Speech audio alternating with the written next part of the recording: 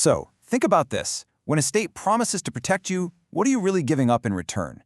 We're about to dive into a really powerful theory from the political philosopher Iris Marion Young that unpacks this very question. It's all about the often hidden relationship between a government and its citizens when security is on the line.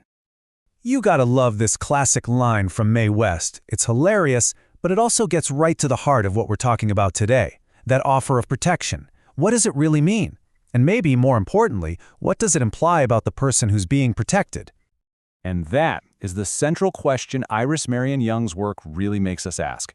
When a government, or a leader, or really any authority figure offers to keep you safe, what's the hidden price tag? What are you implicitly agreeing to trade away?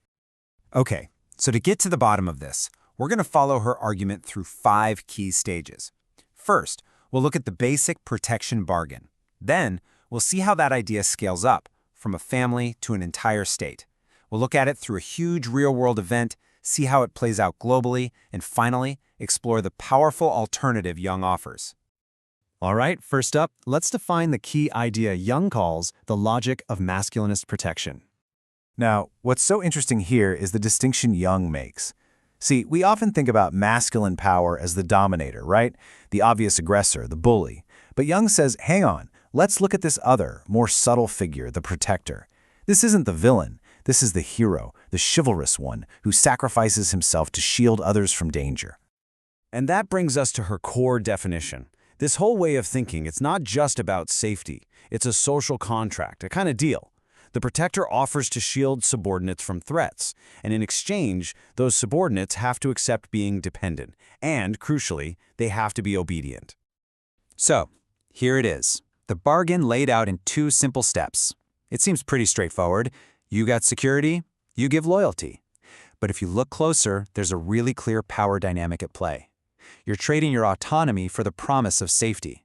Remember that trade-off, because we are about to see it get a whole lot bigger. Let's move on and see how Young argues this very same logic expands from, say, a traditional family model all the way up to the relationship between a government and its people. To explain this jump, Young actually pulls from the 17th century philosopher Thomas Hobbes. Hobbes's whole thing was that, left to our own devices, life is just constant fear and chaos. So to escape that, he argued, people willingly hand over their power to one single ruler, a leviathan, whose #1 job is to protect them. And in this framework, the state essentially becomes the ultimate protector. And just like the patriarch of a household, it needs to have a single, unified will to do its job right. Things like dissent or public debate, well, those are seen as weaknesses that could put everyone's safety at risk. And here's what that creates: a totally new kind of citizenship. Young gives it a name: subordinate citizenship. The relationship is no longer a government and its equals. Nope, it's now a protector and its dependents. We're asked to trade our active participation for passive safety. Now, I know this might all be sounding a bit abstract, but Young applies this framework to a very real, very recent moment in history, the United States right after the September 11th attacks. I mean, listen to this quote from then-President George W. Bush. It just perfectly captures the state stepping into that protector role.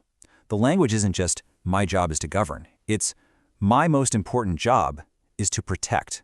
The leader is now the national protector-in-chief. And wow, did things move fast after that. You see the creation of huge new security agencies, sweeping laws like the Patriot Act that massively expanded surveillance powers, and a gigantic increase in military spending.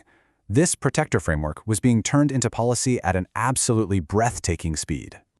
So Young looks at all this and says, okay, what were the real consequences? Well, power got way more centralized in the executive branch. Bedrock principles like judicial review and due process started to erode. Dissent was often painted as unpatriotic, and citizens were explicitly asked to make that trade. Give up some of your liberty, and we'll give you security.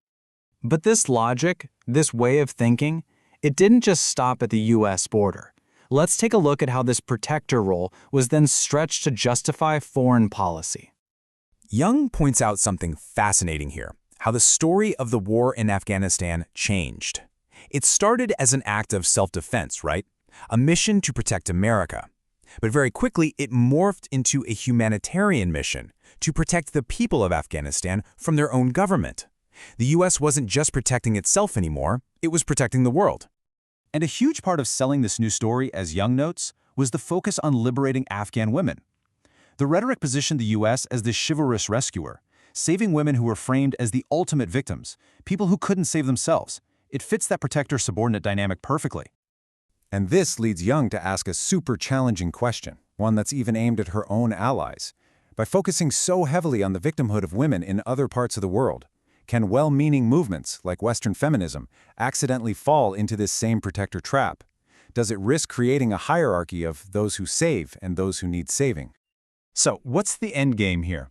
In this last section, let's look at the ultimate danger Young sees in this whole arrangement, and the alternative she thinks we should be fighting for. This is where the bargain gets really dark. Young argues it can turn into what's called a protection racket. And this is the chilling part. It's that moment when the very same protector you rely on for safety becomes the biggest threat to your freedom. All of a sudden, if you question their authority, if you try to be independent, you become the threat that everyone else needs to be protected from. But there is a way out, and this illustrates it beautifully. Instead of being the passive protected, Young, building on the work of Judith Stein, argues we should think of ourselves as defenders. A defender isn't a subordinate. A defender is an equal. They're an active participant who shares responsibility for their own security and for the defense of their community. And so Young's work leaves us right here with this incredibly important question. We live in a world with very real threats. The need for security isn't imaginary, but how do we meet that need without giving up the very freedoms and democratic principles that make an open society worth defending in the first place? That's the fundamental tension her work asks every single one of us to navigate.